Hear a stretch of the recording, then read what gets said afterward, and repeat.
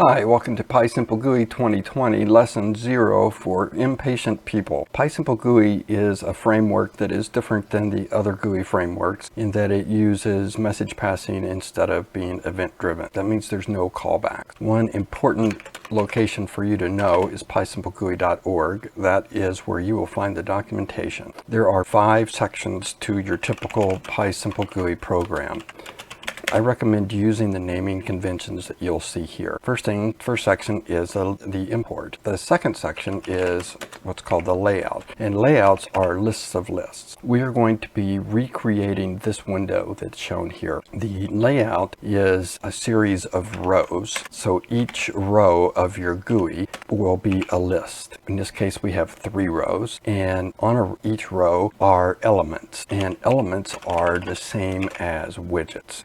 So the first one is called a text element and it says enter something. The next one is an input. And we're going to use a parameter called a key, and that's just like a dictionary key. It's used to identify the element later on. You can think of it like its name, but it's like a dictionary. It will be used as a dictionary key, as you'll see. The second row here of our layout also is a text element, and it says our output will go here. And the third row is got 2 buttons on it, and one says OK and the other one says exit. Buttons have keys just like other elements that generate events and or that you want to read. And for buttons, the key defaults to the text that's on the button. So this button will have a key that's OK. This one will have a key that says exit.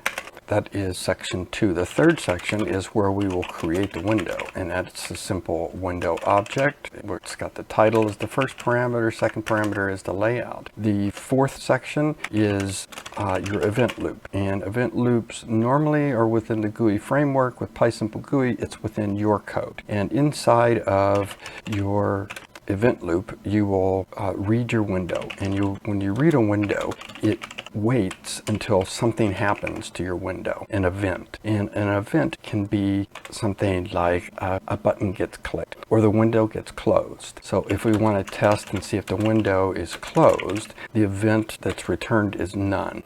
And in this case, we also want to see if they click the exit button.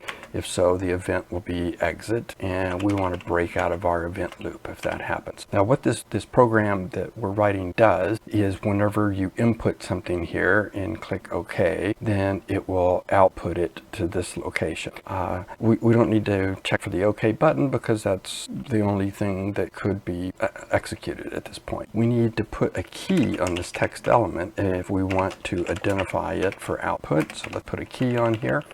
Since now we want to output to it, so we look up the element, and you do that like a dictionary lookup using your window object. So you put the key inside there that generates or gives us that element. To change an element, you call it update method. Every element has a slightly different update method. The first parameter is generally the value that you want to change it to.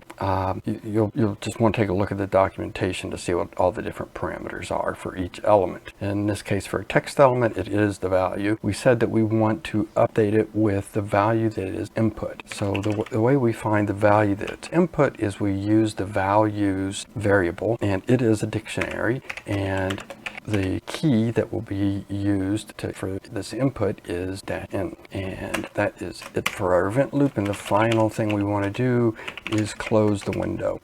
Let's run this program and enter something into this little section here, right? And when we do, it changes it to this value. If we hit exit, then it's going to break out of the loop and close the window. Thank you for watching.